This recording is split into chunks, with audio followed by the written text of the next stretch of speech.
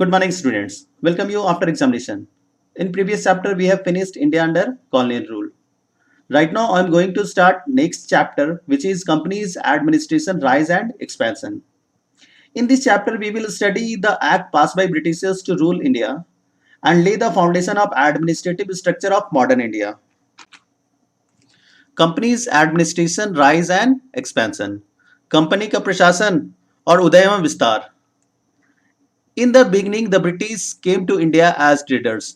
प्रारंभ में ब्रिटिशियर्स व्यापारी बनकर के भारत आए थे. Their aim was to earn good profit. और उनका मुख्य उद्देश्य लाभ अर्जित करना था. They turned conqueror and occupy large part of India. और उसके बाद वो विजेता बनकर के भारत के बहुत बड़े भाग में कब्जा कर लिया. They formulated policies to govern these territories. और उन्होंने नीतियां बनाई कि इन क्षेत्रों में बढ़िया से राज कैसे किया जा सके. Their policies worked towards consolidating British to rule India. The welfare of common people was never their priority. उन्होंने इन क्षेत्रों में नियंत्रण स्थापित करने के लिए नीतियां बनाई और उन्होंने अपने नीति निर्धारण में आम लोगों की सुविधा का एकदम ध्यान नहीं दिया, उसकी एकदम प्राथमिकता नहीं दी. द मेन ऑब्जेक्टिव वेयर्स और उनकी नीतियों के मुख्य उद्देश्य थे to increase profit through trades, व्यापार के माध्यम से लाभ अर्जित करना. To increase profitability of territories held in India, इन क्षेत्रों से लाभ की मात्रा को बढ़ाना. To strengthen British hold over India, और भारत में ब्रिटिशर्स की पकड़ को मजबूत बनाना. For this they passed different act in British parliament. इसके लिए उन्होंने भारत में ब्रिटिश पार्लियामेंट में बहुत सारे अधिनियम पारित किए हैं. प्रारंभ में ईस्ट इंडिया कंपनी एक व्यापारिक कंपनी थी. परिणामतः उसे राजनीतिक अधिकार नहीं थे. राजनीतिक निर्णय लेने के लिए उसे ब्रिटिश पार्लियामेंट पर निर्भर करना पड़ता था. तो भारत में रूल करने के लिए ब्रिटिश पार्लियामेंट ने regulating act, Pitt's India act, act of 1786 और चार्टर एक्ट 1813 को पास किया. Now we have to know the different act pass by parliament, British parliament to rule India. The act of parliaments, संसद के अधिनियम. The East India company being primarily a private company, ऐसा है कि east India company प्रारंभ में एक निजी कंपनी थी. Could not really become a political ruler, और वो एक राजनीतिक शासक के रूप में वो चेंज नहीं हो सकती थी. So it was failed that British government should control the basic policies of companies Indian administration. तो यह महसूस किया गया कि ब्रिटिश गवर्नमेंट को कंपनी की बेसिक नीतियों को निर्धारण करने के लिए कुछ नियम बनाने चाहिए. Which was becoming increasingly corrupt, लेकिन जो बाद में भ्रष्ट हो गए थे. The control over company was establish through various act of British government. Company पे नियंत्रण स्थापित करने के लिए बहुत सारे अधिनियम पारित किए गए ब्रिटिश पार्लियामेंट के द्वारा. The Pitt's India act was named after the British prime minister William Pitt the younger. Pitt's India act जो था वो British prime minister William Pitt the younger के नाम से रखा गया था. Now regulating act of 1773 was passed. So we have to know the features of regulating act of 1773. The regulating act of 1773 was the first step in this direction. इस दिशा में पहला कदम रेगुलेटिंग एक्ट 1773 था. This act subjected the action of the governor of East India company to supervision of British government. ऐसा है कि British government के द्वारा ईस्ट इंडिया कंपनी पे एक नियंत्रण स्थापित करने का प्रयास किया गया था.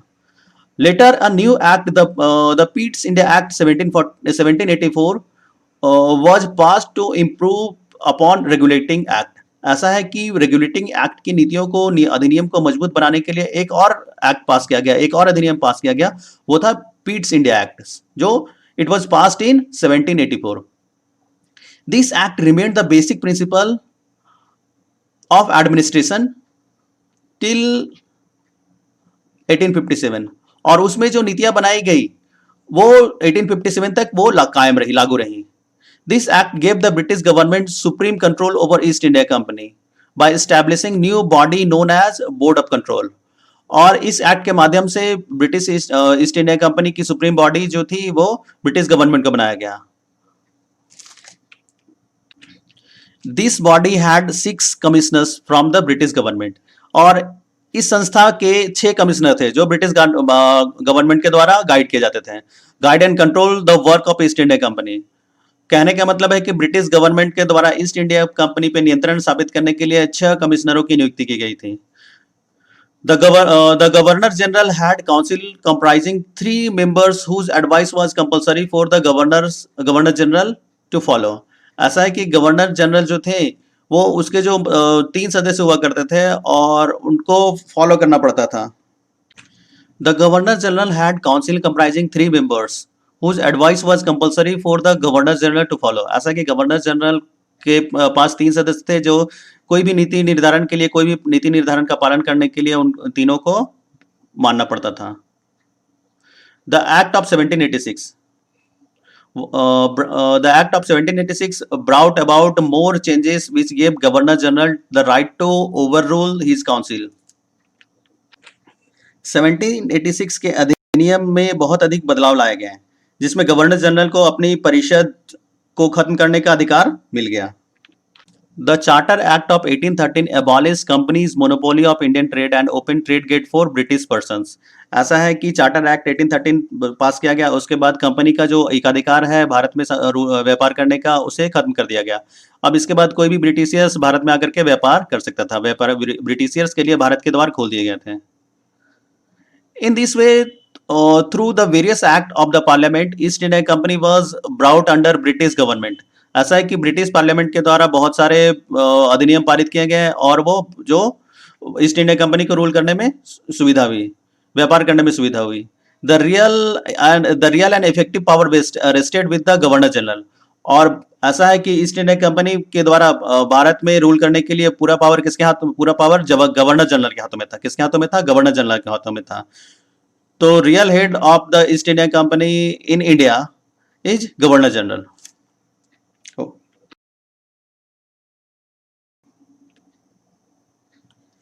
As we have studied different acts passed by British Parliament, their features are as follows.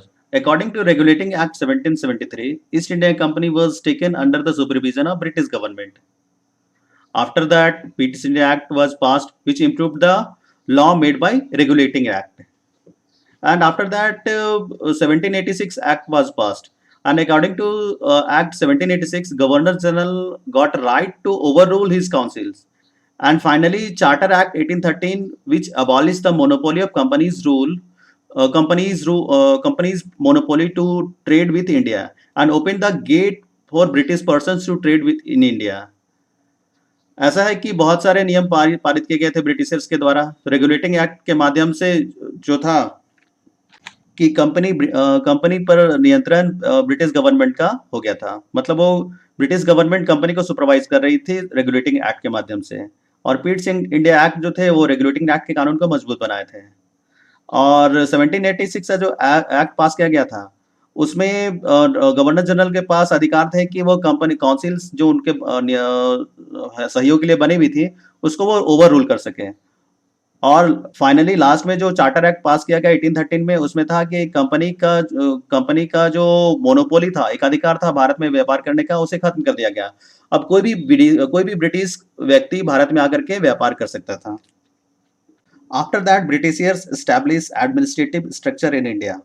For this, they had taken certain steps.